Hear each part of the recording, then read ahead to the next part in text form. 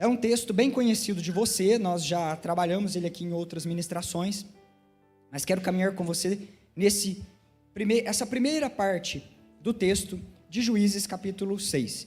Diz assim a palavra do nosso Deus: fizeram os filhos de Israel o que era mal perante o Senhor. Por isso o Senhor os entregou nas mãos dos midianitas por 7 anos.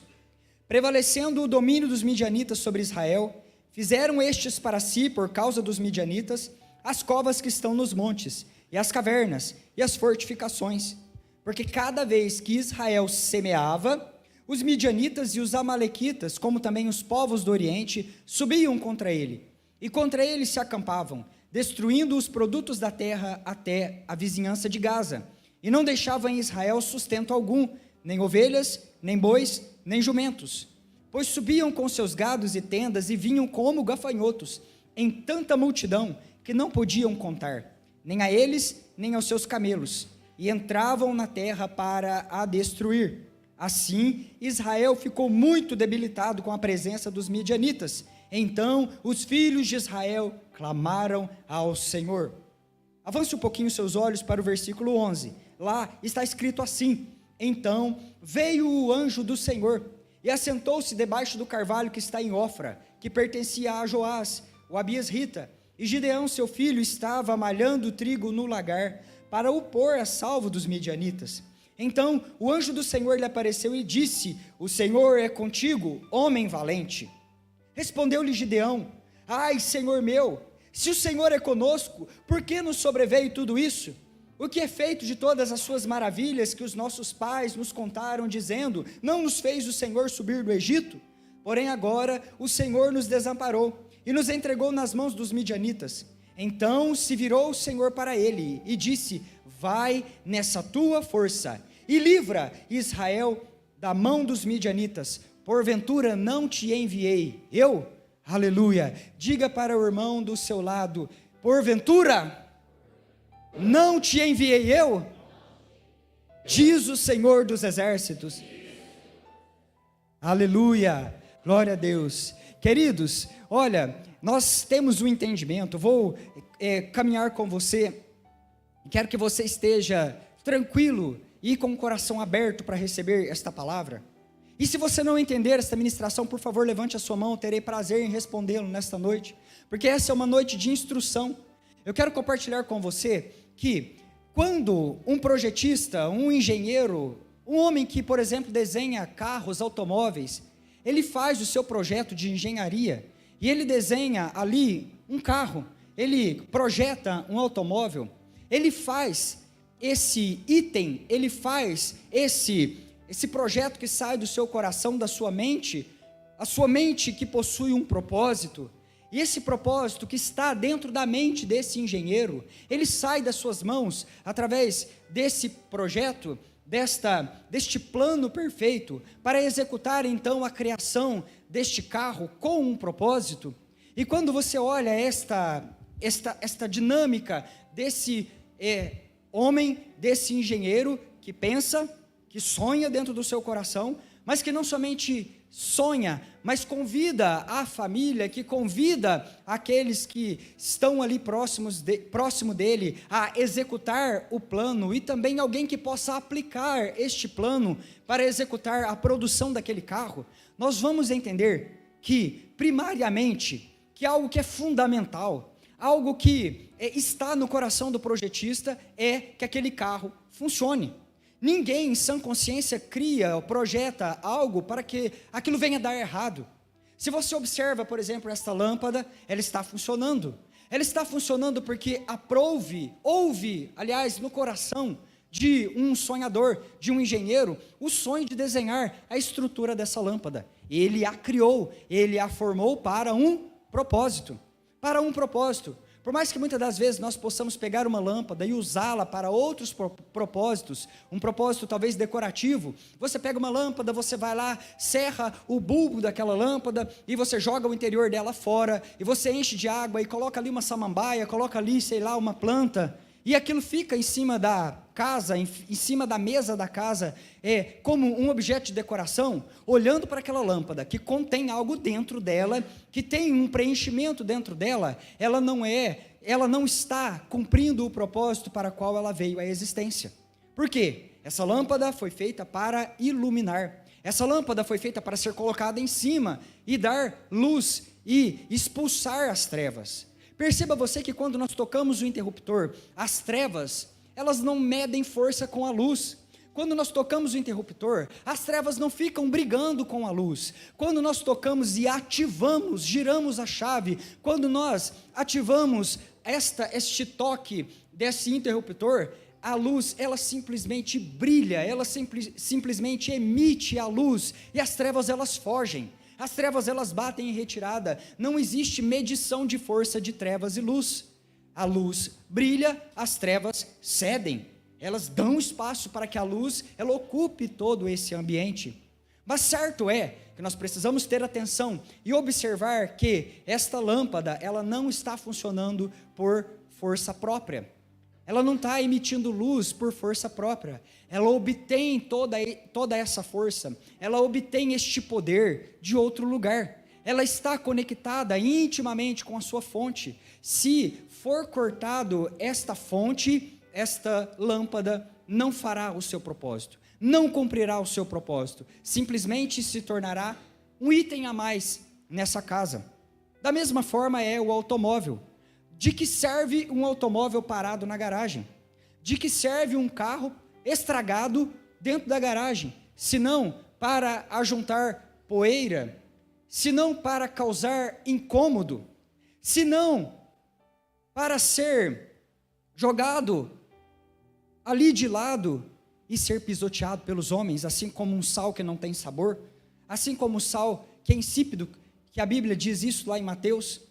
Um carro que não funciona, ele não serve para nada, ele está ali encostado, e olhando para esse carro, que está parado numa garagem, que não funciona do lado de dentro, ele está paralisado no seu propósito, porque ele tem um propósito, o Criador o criou para esse propósito. Olhando para ele, nós percebemos que ele tem algo dentro dele, que está estragado, que está quebrado, e certo é, que nós podemos botar esse carro para rodar. Um carro estragado roda, sim ou não? Claro que roda, gente. Ué. Empurra ele para ver se ele não roda. Ele roda. E empurrado, não é? Empurrado. Sabe o que eu estou querendo ensinar para você? Olha aqui para mim.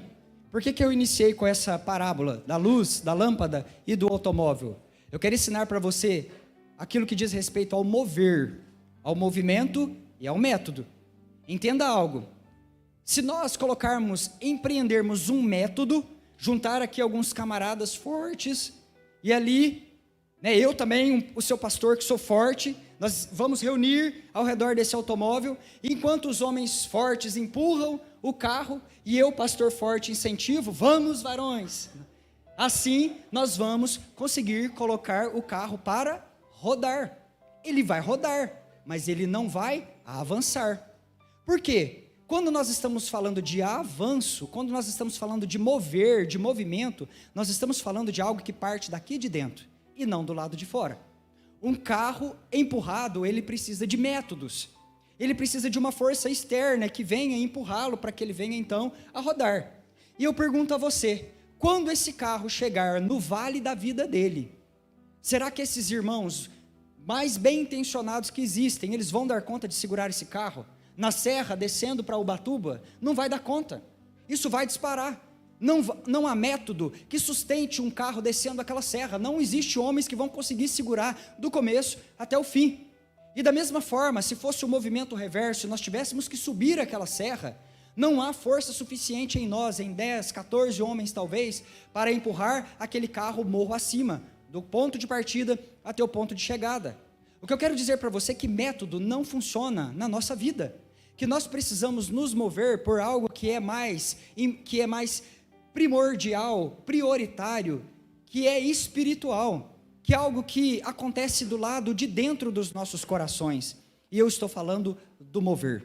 Eu estou falando da habitação do Espírito Santo de Deus nos nossos corações. É disso que eu estou falando.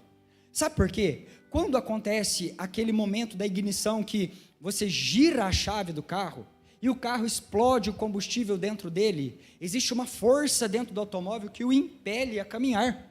E queridos, pasme você, pode ser uma serra e ele sobe, pode ser descida, seja nas montanhas, seja nos vales. Quando você tem dentro este poder ativador, esse mover espiritual, você vai avançar. Você vai avançar, não importa se o momento da sua vida é momento de vale, se é momento também de montanha, você avança porque você avança por um poder espiritual que habita dentro do seu coração. E é disso que nós estamos falando. Queridos, você foi criado para um propósito glorioso. Você foi criado para um propósito glorioso e você não funciona desconectado do teu propósito. Você não funciona desconectado do teu Deus. Existe uma sede dentro do teu coração muito grande por beleza, por virtude, por valor. Existe uma sede muito grande dentro de você por eternidade. Eclesiastes 3 diz isso, que Deus criou o ser humano e plantou dentro dele a eternidade.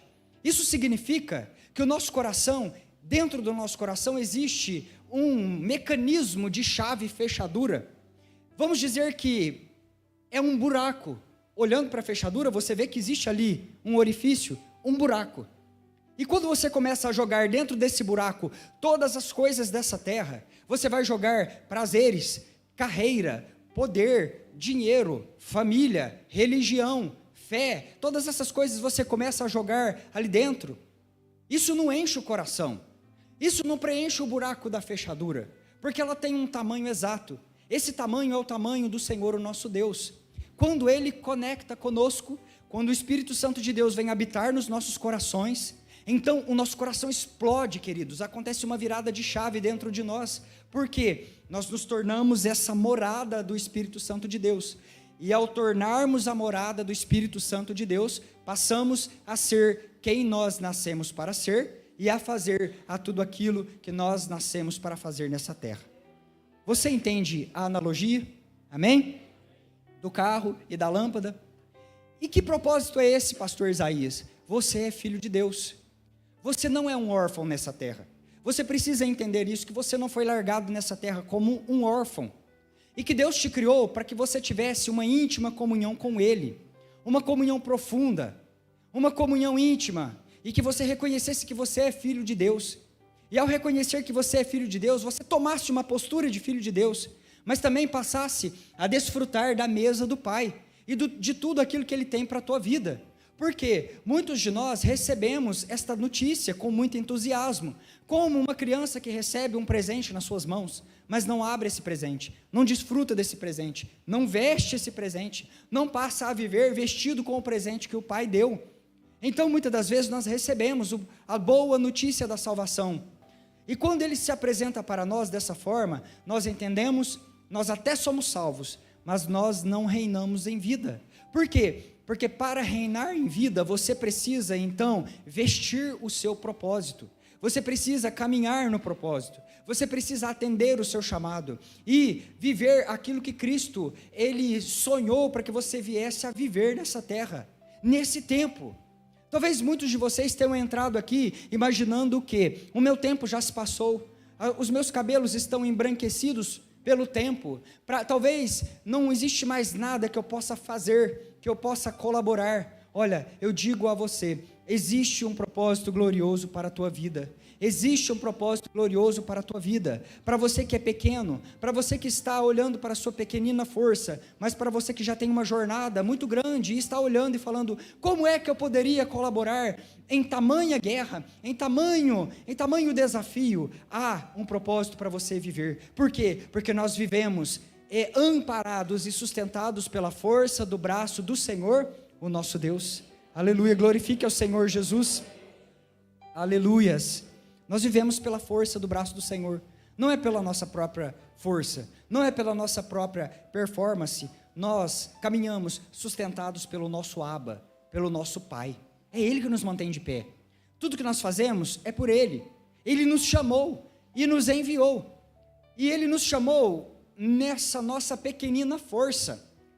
Nessa nossa pequenina força. Se Ele nos chamou sabendo quem nós somos, se Ele nos chamou sabendo da nossa pequena força, queridos, simplesmente se posicione e vá, e deixe o sucesso da missão nas mãos do Senhor, o nosso Deus, porque Ele sabe como derrubar gigantes, Ele sabe como fechar a boca dos leões, Ele sabe a maneira correta de abrir o mar de um lado para o outro, para que seus filhos possam passar com pés enxutos, Ele sabe como é que se derruba muralhas de cidades que se dizem fortificadas demais. Ele é o Deus poderoso, o Senhor dos exércitos, aleluia, queridos, glorifique o Senhor Jesus, sabe por quê? Porque você é da linhagem desse Deus Todo-Poderoso, você é filho desse Deus Todo-Poderoso. Olhe para trás nessa noite e questione, provai e vede que o Senhor é bom. Questione a eficiência de Deus ao longo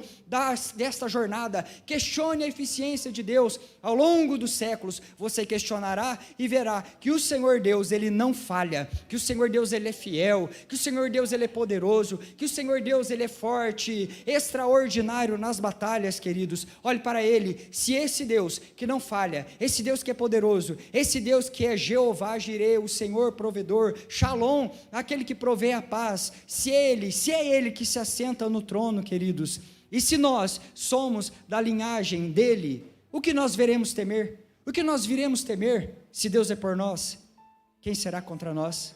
Amém? Glória a Deus. Para acordar esse irmão dorminhoco do teu lado, vamos responder assim para nós mesmos: se Deus é por nós, quem será contra nós? Aleluias.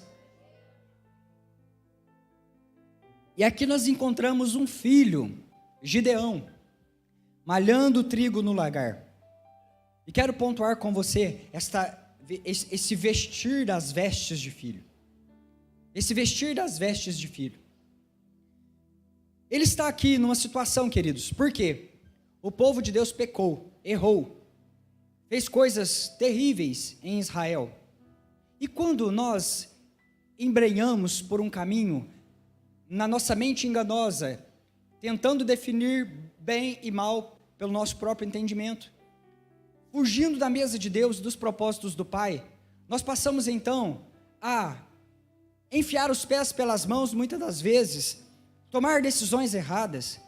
E quando nós percebemos, irmãos, nós estamos com as nossas muralhas fragilizadas, brechas terríveis, a muralha está perfurada, e nós ficamos vulneráveis aos ataques do nosso inimigo. Perceba que Satanás, ele é inimigo da família. Satanás, ele é inimigo da família, ele não quer que você fique casado, casada. Ele não quer que você, jovem, se case. Ele não quer que você tenha filhos.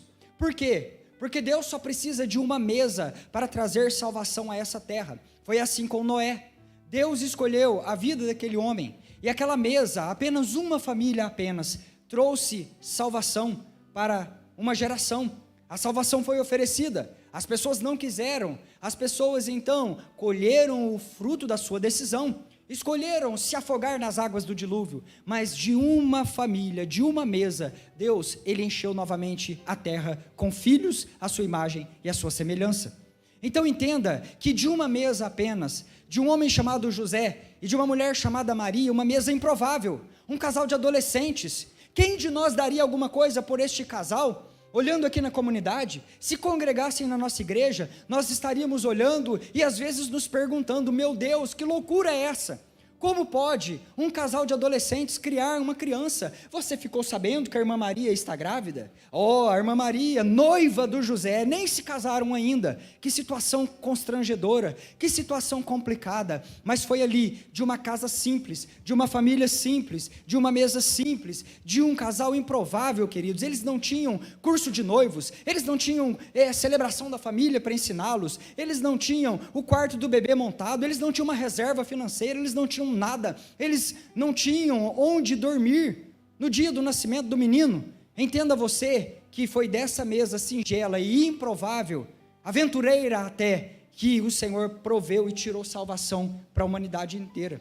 Ele olhou e ele encontrou Maria, ele disse: você, mulher, é agraciada, salve salve, você é cheia de graça, porque eu olhei dos céus e te encontrei, e vi que na sua casa, que na sua mesa existe santidade. É tudo que eu desejo. É tudo que eu desejo, uma mesa que valoriza a santidade e que se posiciona dizendo: eis-me aqui, Senhor, cumpra-se o teu propósito na minha vida. Deus olhou e viu o coração daquela casa, daquela família, entregue, que estava dependente do seu poder, e então ele enviou Jesus para que fosse apacentado, cuidado, zelado pela vida daquele casal. Você entende isso, Filadélfia? E isso tira de nós todas as dúvidas. Talvez estejamos como Gideão, questionando, dizendo: somos a melhor tribo dessa igreja, somos a família menor, somos os mais improváveis. Como é que Deus poderia me usar? Como é que Deus poderia fazer algo em mim, através de mim? Olhe para essa situação: o povo pecou e foi entregue às suas próprias escolhas. A nós foi nos dado o livre-arbítrio, e muitas das vezes nós escolhemos mal, e quando escolhemos mal, nós vamos chorar e dizer: por que é que o Senhor permitiu isso na minha vida? Mas um pouco antes, nos versículos, você vai encontrar o povo escolhendo, o povo pedindo, o povo querendo o fruto do pecado. E quando o salário do pecado chegou, e esse salário, ele se apresenta num contra-cheque, num cheque, num piques de morte, quando o salário chegou para eles, eles clamaram: por que é que o Senhor fez isso conosco? Por que é que o Senhor nos abandonou? Então eles começam agora, inclusive, a culpar Deus pela situação deles. Mas entenda que enquanto o povo está questionando, chorando pelos 7 anos de servidão debaixo dos midianitas, nós vamos encontrar um homem malhando trigo no lagar. E é sobre ele que eu quero conversar com você nessa noite, Filadélfia. Por 7 anos, os midianitas se juntavam com os amalequitas e subiam. E eles subiam como um poderoso exército, como gafanhoto. Eles iam passando, eles iam lambendo toda a plantação, queimando. Eles não somente queimavam, eles não somente raspavam, colhiam todo o fruto daquela colheita, como também queimavam, deixavam ali somente a raiz. E eles não faziam isso, mas também levavam as sementes, de modo que o povo não tinha o que comer, e o povo também não tinha o que plantar. Entenda isso, isso é muito importante. Eles eram privados de se fortalecerem, e a Bíblia diz que Israel enfraqueceu muito, muitíssimo. Ele ficou fraco, debilitado, porque não tinha mais mantimento para comer, mas também não tinha semente para lançar, não tinha descendência, não tinha legado, não tinha linhagem. Por quê? Sem semente não tem como ter linhagem. Não há como você manter um cultivo, não há como você manter uma plantação, uma linhagem de uma determinada planta, se você não tem a semente dela. Se a semente se perdeu, se aquela semente com aquela genética, aquela determinada genética se perdeu ao longo do caminho. Então, sem semente, sem linhagem. Sem semente, sem descendência. Sem a semente, sem legado. E o povo agora enfraqueceu. E ao enfraquecer, fizeram-se buracos para esconder do inimigo. A Bíblia diz que o povo de Deus, cavou o buraco e se escondeu dentro. E agora, esse povo está desse modo. Esse povo está escondido, enfraquecido, 7 anos. 7 anos.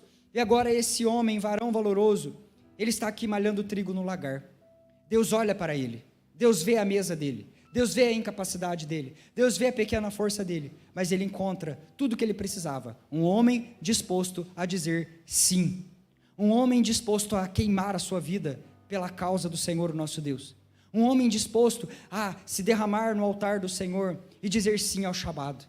Ele viu um homem posicionado. Por quê? Porque tão logo ele soube que os inimigos estavam subindo, chegando, era perto da colheita. A Bíblia diz que ele pegou a colheita e que ele levou esta colheita para colocar a salvo dos midianitas. E ele colocou isso dentro de um lagar. Lagar é o local onde se pisa a uva para fabricar o vinho. Então ele estava malhando o trigo no lagar, para o colocar a salvo dos midianitas. E é nesse momento que o pai, ele desce até o Gideão. Eu quero que você entenda isso aqui, porque esse anjo do Senhor que aparece aqui, ele não é um anjo, um conservo. Porque os anjos, os santos anjos, o que acontece? Os santos anjos, eles são conservos, assim como nós somos servos. Eles adoram o nosso Deus. E eles não recebem a adoração. O que acontece? Eles Lembre-se do exemplo de João, por exemplo, quando João ele vai para se curvar diante do anjo, o santo anjo, vamos dizer assim, quando ele vai se curvar, o anjo logo o toca e diz: não se curve, não adore, porque eu também adoro o Senhor nosso Deus, adore somente a Ele. Mas nesse caso aqui, nós temos um anjo que se posiciona e recebe a adoração. Quando você encontrar essa palavra anjo do Senhor, e logo em seguida você perceber que esse anjo do Senhor recebeu a adoração dos filhos, significa que isso aqui é a aparição do próprio Deus, é a aparição do próprio Cristo, é a teofania, quando ele desce à terra e se apresenta para os seus filhos de uma maneira que os seus filhos possam ver, que os seus filhos possam vê-lo e até tocá-lo como fez Jacó. Olha que coisa maravilhosa, queridos. Então agora o pai desce ao encontro de um filho, que coisa gloriosa, porque mesmo nós estando muitas das vezes enfiados nas covas, muitas das vezes escondido do nosso inimigo, acovardado, o pai, ele não desampara os seus filhos, ele vai ao encontro dos filhos, ele veio ao encontro de Gideão neste dia, para resgatar este filho amado, esse varão valoroso, aleluia. A propósito, queridos, os filhos de Deus estão neste lugar, amém? Glória a Deus, aleluia. Ele chega aqui, ele começa um diálogo com o Gideão. Existe um inimigo para ser derrotado, os midianitas, 7 anos de servidão, um povo que está enfraquecendo, um povo que não tem semente, um povo que não tem descendência, um povo que não tem legado, um povo sem força, um povo sem perspectiva de adoração. Se os midianitas levavam as ovelhas, como é que o povo ia adorar o Senhor? O que eles iam oferecer no altar de sacrifício? Eles não tinham o que oferecer. Então, a adoração estava comprometida. Se eles não tinham jumentos para carregar as cargas, se eles não tinham bois para arar a terra, então o sustento deles, a força da nação estava também comprometida. Você está entendendo tudo isso, Filadélfia? Às vezes o inimigo, ele se apresenta e ele começa a debilitar a família. E ele tira toda a força da família, ele drena a força da família com as artimanhas. Ele enfraquece, ele rouba a semente, ele destrói o legado, de modo que você começa a observar o andamento da família e você questiona e fala: Deus, não existe perspectiva de amanhã para esse casamento, não tem legado. Por quê? Porque a colheita foi roubada, a semente foi roubada, os filhos estão nas drogas, os filhos estão na prostituição, o casal está em processo de separação, num pé de guerra, não se entendem. E aí você começa a perceber que o inimigo está roubando a perspectiva de legado, roubando a perspectiva de redenção que pode sair da tua mesa para esse mundo. Mas também o inimigo começa a levar embora aquilo que nós podemos chamar das nossas ovelhas, que é a motivação para adorar ao Senhor. De tanto tomar pancada do inimigo, as pessoas vão emudecendo, o inimigo vai colocando, amordaçando a boca, de modo que as pessoas vão retendo o canto, retendo a adoração, não tem mais ânimo para adorar, não tem mais ânimo para buscar o Senhor. Orar de madrugada, então nem pense, jejuar então, queridos, isso não passa na vida da pessoa. Por quê? O inimigo está roubando a ovelha, levando, os midianitas e os amalequitas vêm e levam as ovelhas do meio do povo, os jumentos, os bois. Isso simboliza a força da família, isso simboliza a perspectiva da adoração, o levantar de mãos, o oferecer sacrifícios adoráveis às narinas de Deus, cheiro suave de adoração. Assim estava essa família, assim estava esse homem de Deus. E olha, pais, eu quero fazer um parêntese aqui, antes de partirmos para os 3 pontos finais e concluirmos essa ministração, porque eu sei que Deus vai mover hoje na adoração. Olha, entenda uma coisa: quando uma geração falha em enfrentar um inimigo, a outra geração com certeza será afetada. Isso é para nós pais, mães, homens, mulheres de Deus que estão aqui nessa casa. Deus está falando conosco. Perceba você, ao longo das Escrituras, que isso acontece com muita frequência. Por quê? Porque pais falharam na sua missão, famílias falharam na sua missão, e agora a próxima geração, ela precisa lidar com isso. É nítido quando você olha para o povo de Israel, que chega diante da promessa da terra prometida, e após ver a mão do pai lidando com os egípcios, com todo o carinho que o pai sabe lidar com os perseguidores dos seus filhos? Entenda você precisa entender quem é o seu pai, você precisa entender que sangue é que corre aqui nas suas veias, para que você pare de miar como gato nos cultos, para que você pare de miar como gato de frente ao gigante, o problema, a enfermidade, a doença que se apresenta diante da tua vida. Você precisa entender qual é o sangue, de que linhagem, a qual linhagem você pertence.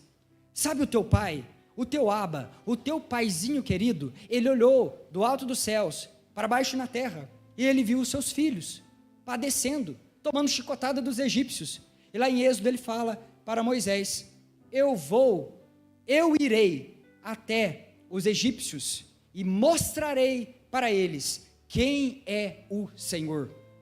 Eu mostrarei para eles quem é o Pai. Eu vou lá mostrar. Eles bateram nos meus filhos. Eu vou dar um jeito nesses egípcios. E você conhece a história. As pragas foram liberadas. O Egito enfraqueceu.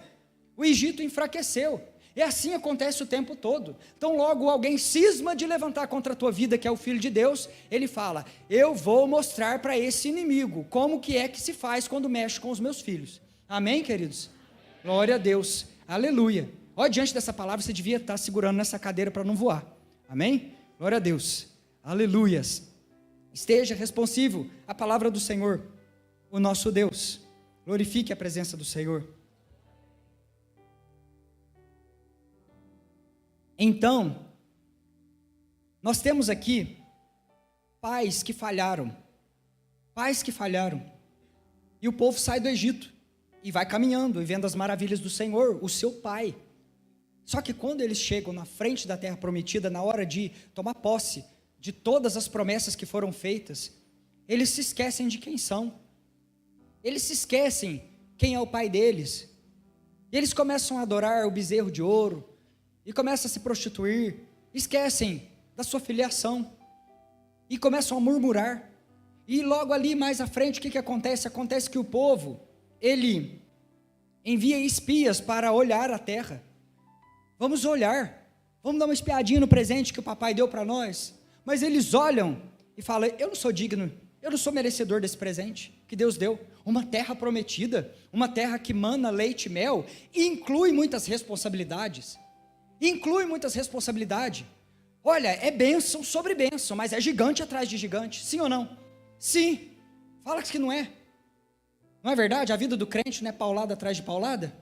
Amém? Mas se vence lutando batalhas, não é assim? Tem um livro sobre a Segunda Guerra Mundial, e de repente um dos soldados, ele olha ali, ele está todo assim no meio da luta, para o seu general, e ele começa a gritar: Senhor, os alemães estão atirando em nós. E aí ele olha, o general, o paizão, ele olha para os seus filhos, os soldados, e fala: é assim mesmo, na guerra se toma tiro, meu filho.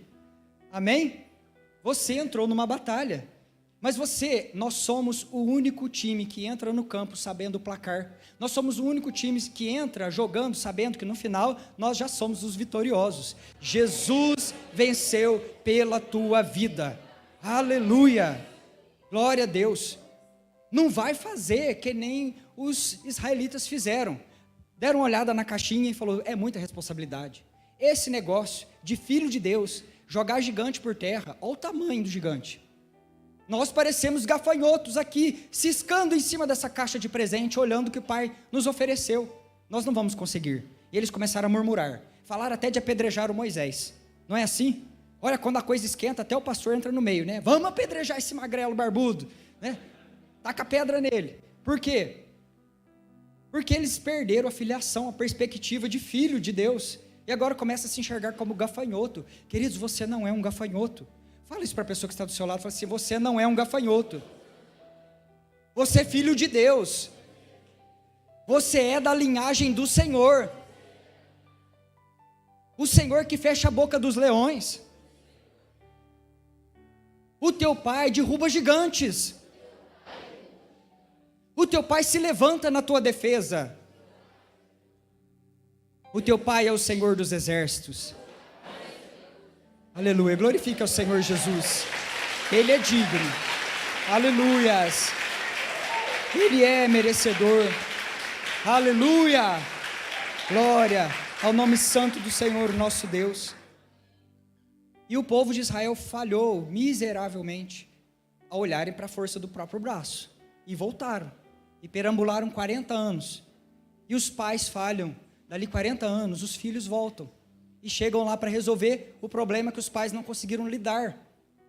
E eu digo a vocês, quem estava na terra eram os filhos dos gigantes antigos. É o mesmo problema, estava lá, queridos. Para que você vai correr desse problema? Por que você foge de enfrentar essa situação? Não é assim? Vou largar desse homem e vou casar de novo. E aí? Vai pegar o problema, colocar numa mochila e levar para outro casamento. E chega lá, começa tudo de novo. Por que não ficar e lutar por esse casamento? Por que não ficar e lutar por essa família, por esse filho? Em nome de Jesus, encare os desafios da tua vida. Em nome de Jesus, se organize financeiramente. Em nome de Jesus, tenha tempo de mesa na tua casa, na tua família. Em nome de Jesus, busque estratégias para a tua empresa. Deus é o Senhor de toda a criatividade.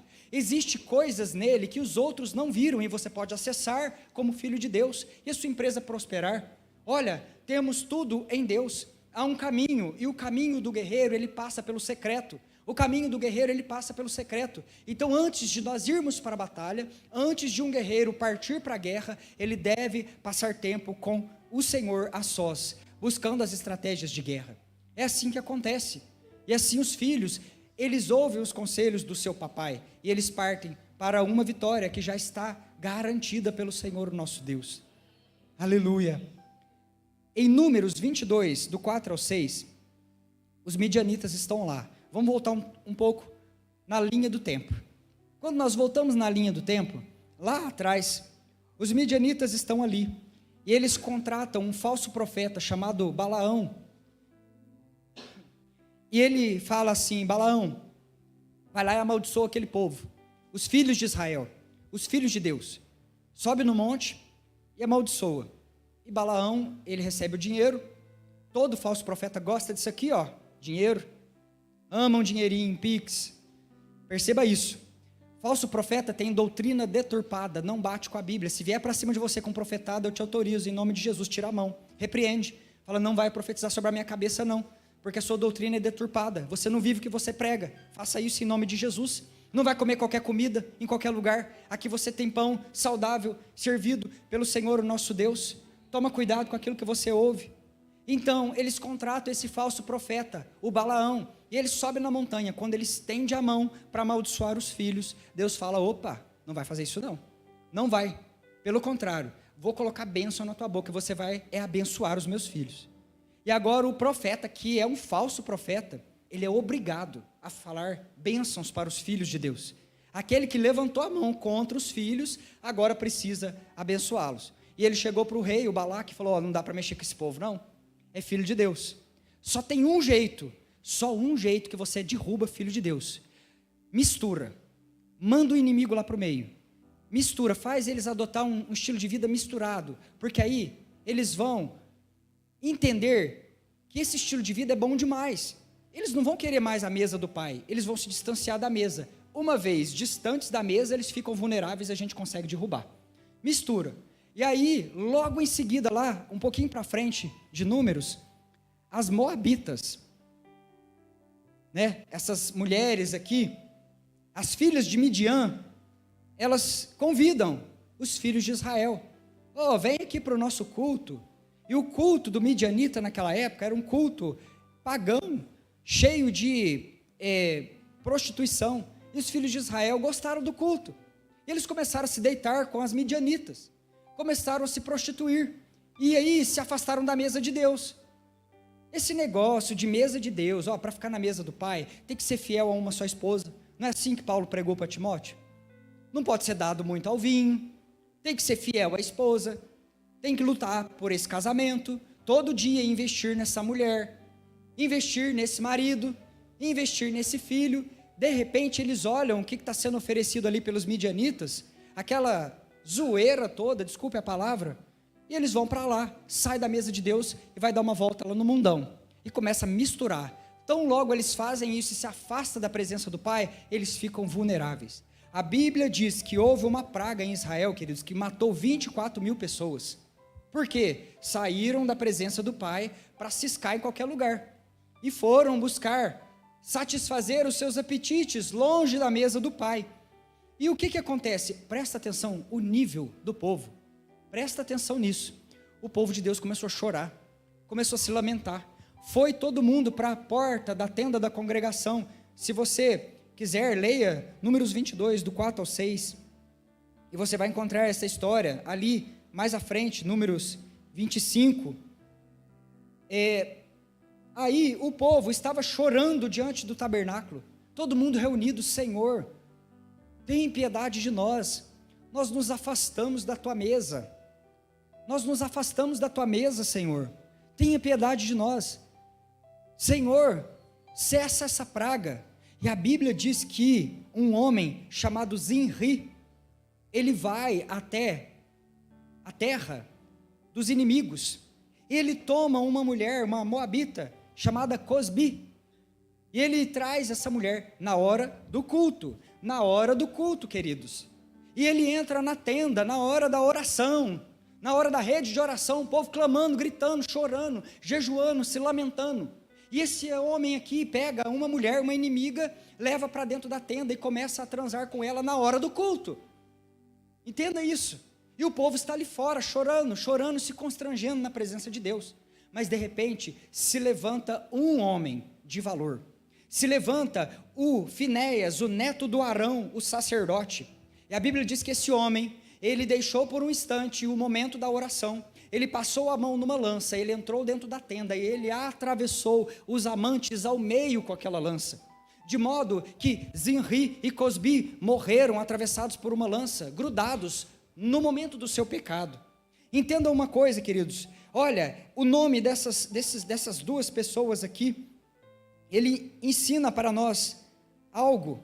Mas eu quero chamar a atenção para a sua vida, que por causa de um homem corajoso que se levantou e assumiu o zelo do Senhor, o sacerdócio da casa de Arão foi firmado, foi confirmado, porque Deus, ele fala: Finéias, você é um homem de valor. Finéias, você é um homem posicionado. Isso é tudo que eu procuro numa família. Alguém que se posiciona, alguém que abraça e defende o zelo do Senhor, o zelo pela casa, a pureza, a família, os valores, as virtudes.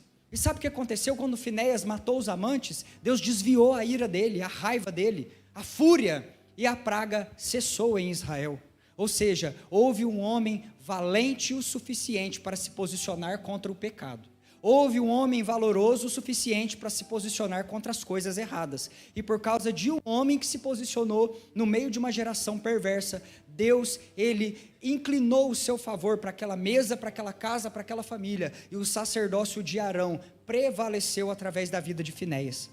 Isso é lindo. Mas entenda as sutilezas de Satanás. Esse homem aqui sentiu como Deus sente, foi capacitado a agir como Deus age, e o ato de justiça livrou o povo da praga. Mas você continua lendo. Queridos, como nós somos inclinados a cair, a pecar, a nos esquecer de quem nós somos. Esse culto se trata da tua filiação. É só isso que nós estamos ensinando nessa noite. Você é filho de Deus e você precisa viver à altura disso e debaixo dessa responsabilidade. E debaixo também desse favor extraordinário sobre a tua vida. Entenda isso, porque se nós cismarmos de buscar respostas para quem nós somos em outros lugares, nós vamos nos afastar da mesa de Deus e nós vamos ficar vulneráveis. Nós vamos ficar vulneráveis. A praga cessou por causa do posicionamento desse homem, por causa do posicionamento desse homem valoroso. E o que acontece? Deus, ele fala, lá em Números 31, sobe contra esses inimigos, e 12.000 israelitas marcharam contra o sistema de Satanás. Eles mataram os reis, eles mataram o Balaão, eles mataram os homens, eles passaram a fio de espada os homens, mas quando eles chegaram diante dos velhos problemas conhecidos, quando eles chegaram diante das velhas fraquezas, aquela fraqueza que vive atormentando, que hora ou outra aparece, quando eles chegaram diante das mulheres, que eles já conheciam muito bem, que já tinham se deitado com todas elas, a Bíblia diz que eles pouparam as mulheres, e levaram as mulheres para dentro do arraial de Israel. Eles fizeram o que o Senhor mandou, mataram os homens. Falso profeta não toleraram, Ah, mas o pecadinho escondido, eles trataram de levar para dentro da tenda. Ah, mas aquele pecado assim, aquela coisa, aquela mulher, aquela moabita, eles levaram para dentro. Entendam uma coisa, queridos, que aqui, agora, novamente, Israel está caindo, está pecando, está caindo no mesmo erro. O versículo 14, Moisés se indignou, e ele manda matar todos aqueles homens, todas aquelas mulheres. Só que tem uma coisa que eu quero perguntar para você: se Moisés mandou o povo lidar com aquele problema, se Moisés ensinou e falou, o Senhor mandou exterminar, é para passar fio da espada, não é para sobrar rastro de pecado, é para lidar de uma vez por todas com esse problema de filiação da tua vida, a vida inteira. Até quando o pastor vai ficar pregando sobre isso? Já faz anos que eu ministro a mesma mensagem, queridos. Você é filho de Deus. Eu só sei ministrar isso nessa igreja. Até quando nós vamos lidar com o mesmo inimigo? Até quando nós vamos afrouxar diante das mesmas fraquezas? Até quando nós vamos cair diante do mesmo pecado? Porque a gente olha para os problemas, para os dilemas, para as tentações e esquecemos de quem nós somos. E de repente a gente já está levando midianita para dentro do arraial, moabita para dentro do arraial, e a gente não consegue lidar com esses problemas.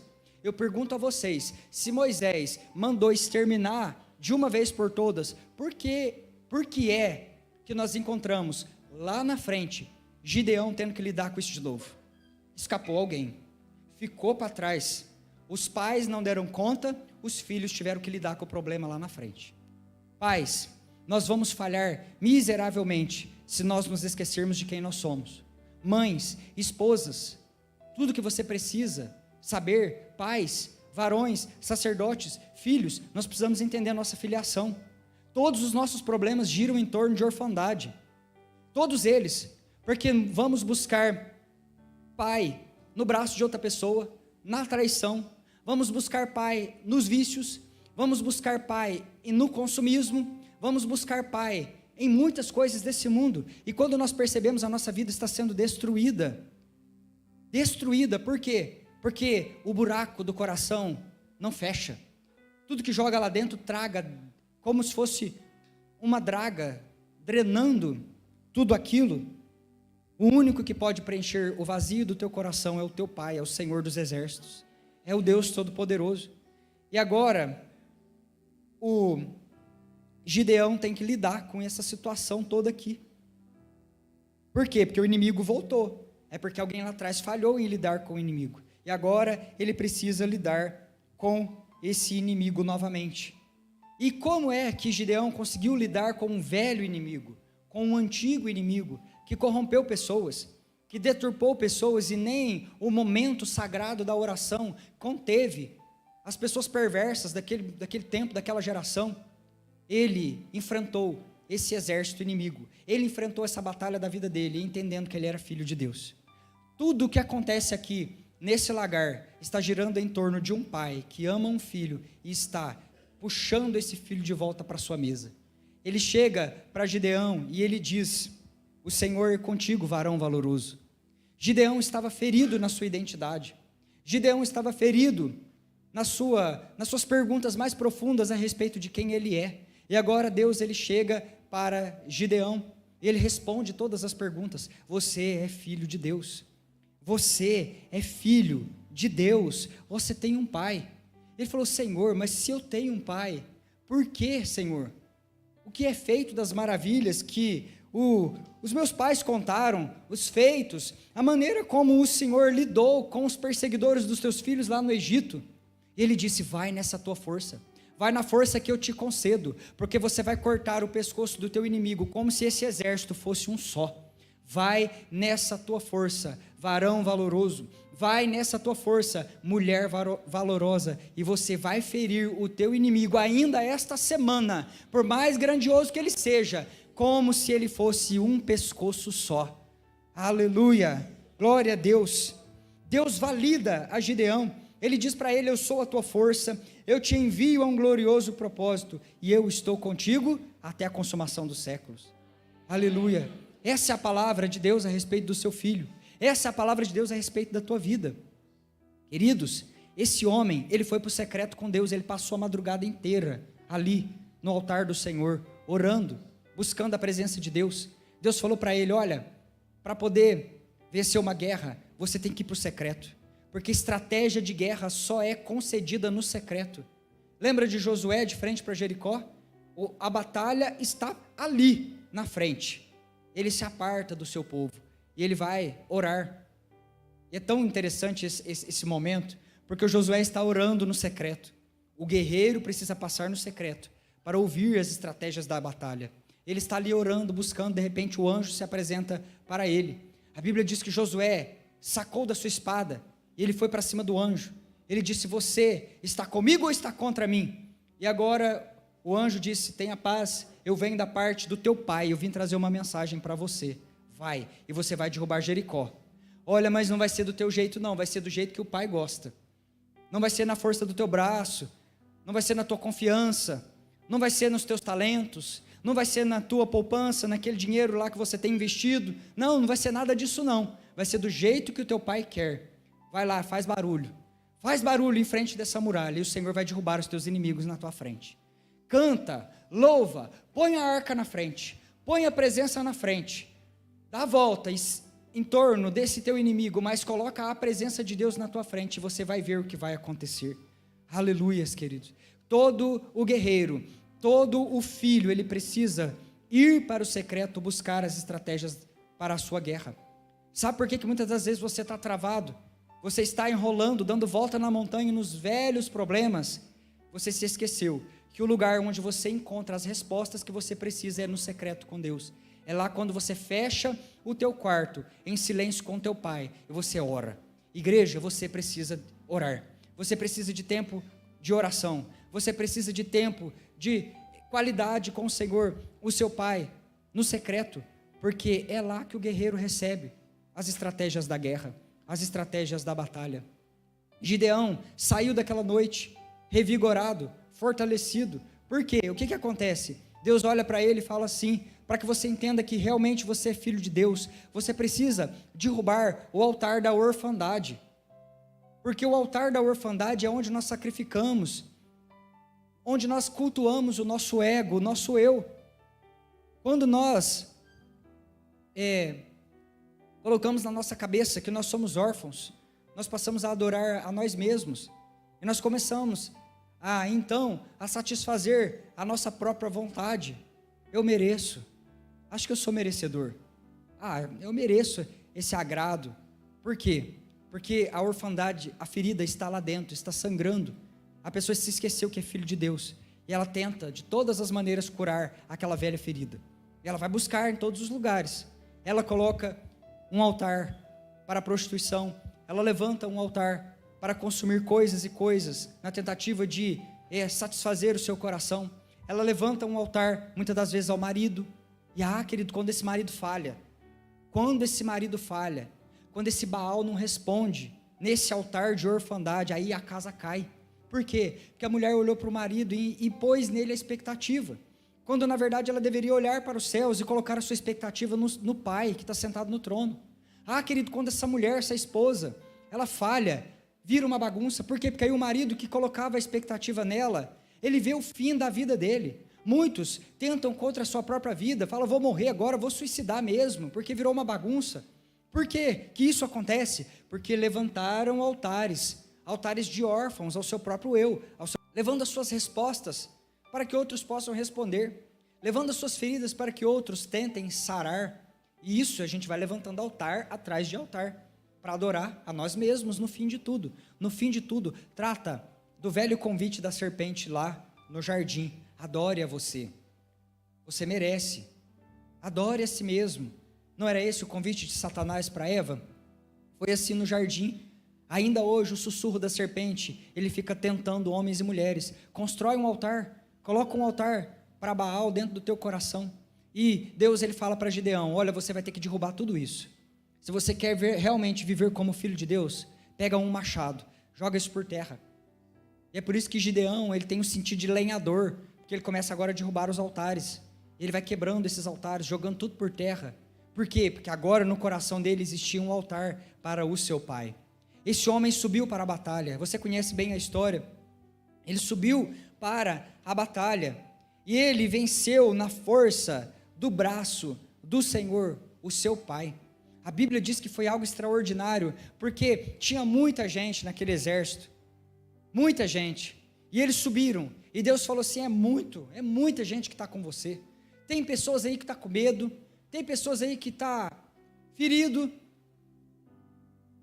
no seu entendimento de filiação, sabe aqueles que não se curvam de jeito nenhum, que abraçaram, estão de mão dadas com o pecado, e não quer largar. Não, esse não deixa subir para a batalha, não tem parte no reino de Deus. E eles começam agora a ir embora, e sobra só 300, queridos. E esses 300 sobem com Gideão. Deus fala, cerca o arraial, vai em comunidade, não vai sozinho. Você precisa entender isso, Filadélfia. Ninguém faz a obra sozinho, ninguém vive sozinho, ninguém vence a guerra sozinho. E Deus fala, família fica junto. Deus é o Pai. A mesa está servida. Na mesa onde Deus é o Pai, a gente se assenta, a gente come, a gente não escolhe irmão. A gente não fica escolhendo irmão. Vai todo mundo junto para essa batalha. É unidos. É a botija cheia do Espírito Santo, cântaro cheio de fogo. Quando chegar na frente do inimigo, é irmão com irmão. Bate a botija, quebra, faz barulho, grita, toca a buzina. E o inimigo vai cair por terra. Queridos, quando você enfrentar as suas batalhas, não passe batalha sozinho. Tem pessoa que chega aqui para nós e fala, vou separar. Fala, como assim? Vai separar? E a gente começa a atender, eu com a pastora, mas que negócio é esse? Faz 4 meses que nós estamos nesse pé de guerra, mas pera lá, onde você estava 4 meses, querido? Onde você estava há 4 meses? Que eu não estou sabendo dessa história? Que eu não fui informado dessa tua peleja para orar por você, jejuar pela tua vida, te atender, te aconselhar, deixou chegar nesse ponto. Não passe as tuas batalhas sozinho. Onde você estava esse tempo todo? Onde você estava? Onde você estava? Ah, faz só uns 6 meses que eu não venho na igreja, pastor. Faz só uns 6 meses. Queridos, como que nós vamos vencer a guerra sozinho? Que jeito que nós vamos andar sozinho? Sozinhos nós somos vulneráveis. O companheiro do teu lado importa mais do que a própria batalha, queridos. O companheiro, a pessoa que caminha do teu lado, diz mais a respeito do que a própria guerra diz para nós. Por quê? Quem é que você escolhe para interceder por você? Quem é que é o teu parceiro de intercessão? Quem é que caminha junto com você? Quem é que te aconselha?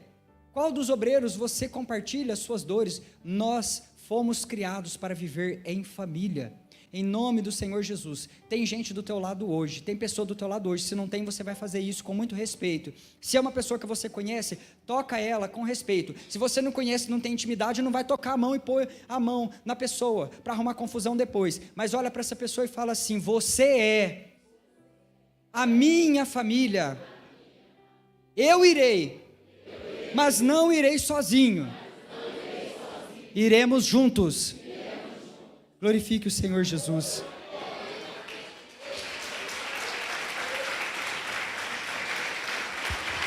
Aleluias. Glória ao nome santo do Senhor Jesus.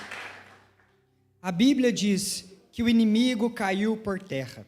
O Pai deu a vitória para os filhos. O Pai deu a vitória para os filhos. Olha, queridos, Deus está levando essa comunidade numa direção gloriosa. Você precisa se preparar. As batalhas virão, mas virão junto com elas estratégias. Deus não deixa os seus filhos partirem para a batalha sem estratégia. Mas sabe onde ele vai estar? Lá no secreto. Você precisa passar lá. É lá que você vai conseguir as respostas para a tua vida. Não existe como. Não adianta ficar buscando solução aqui e acolá. É no secreto que você vai vencer as tuas maiores guerras. É caminhando junto. É caminhando junto. Vamos orar juntos. Vamos caminhar juntos. Vamos prosseguir. Eu vou orar pela tua vida, eu vou interceder pelo teu casamento. Vamos todos mundo juntos. E assim a gente vai anotando. Aquele irmão que está faltando do culto, a gente liga para ele. Não precisa vir, queridos, liga para essa pessoa. Não espera essa pessoa se afundar, morrer. A gente ter a notícia do velório, porque a pessoa morreu por causa de overdose. Não, em nome de Jesus, vai. Se coloca na brecha por essa pessoa. Se coloca na brecha por essa pessoa, por essa vida em oração e em jejum. Foi assim que Gideão, ele venceu. Um homem que entendeu quem ele é. Eu sou filho de Deus. Eu sou filho de Deus. Não posso mais ficar com essa boa nova. Essa é a boa notícia do evangelho para você, queridos. Gideão entendeu, eu sou filho de Deus. Preciso tocar a buzina em Israel e despertar mais pessoas. É isso que Deus está fazendo no nosso meio nesse tempo. Você recebeu este insight dos céus. Você recebeu isso da parte do Senhor, o teu Deus. Deus falou com você que você é filho. Você não pode mais esconder debaixo de um alqueire. Você foi aceso como uma lâmpada. Deus te colocou no alto para brilhar. Vá e ilumine outras vidas. Sabe, não fica com medo. Eu disse para você no começo desse culto que as trevas, elas não vão fazer competição com a luz. Então pode ir, simplesmente brilhe, que as pessoas vejam as boas obras do Pai na tua vida, que resplandeça as suas boas obras e glorifique o teu Pai que está no céu. E assim você vai simplesmente ser aquela pessoa que você nasceu para ser nessa terra, cheio do Espírito Santo de Deus, e as trevas vão bater em retirada, porque você vai tocar a buzina e vai convidar mais 300 pessoas para partir para a batalha com você. Tem pessoas lá fora gemendo, sabendo que não são filhos. Precisamos contar para ele as boas novas do Senhor, o nosso Deus. É disso que se trata esse culto de hoje. Você é filho, nada disso, dessa vitória, a garantia dessa vitória não está na força do teu braço, está no Deus que te chamou. Você vai, mas o caminho dessa vitória vai passar pelo secreto. Você precisa ter um encontro com Deus no secreto. É lá que Ele vai responder todas as suas perguntas da sua vida, vai curar o teu casamento, curar a tua vida, redefinir a tua rota, e você vai partir para a batalha, junto em família, em comunidade, para vencer uma vitória que vai glorificar o nome do Senhor, o nosso Pai.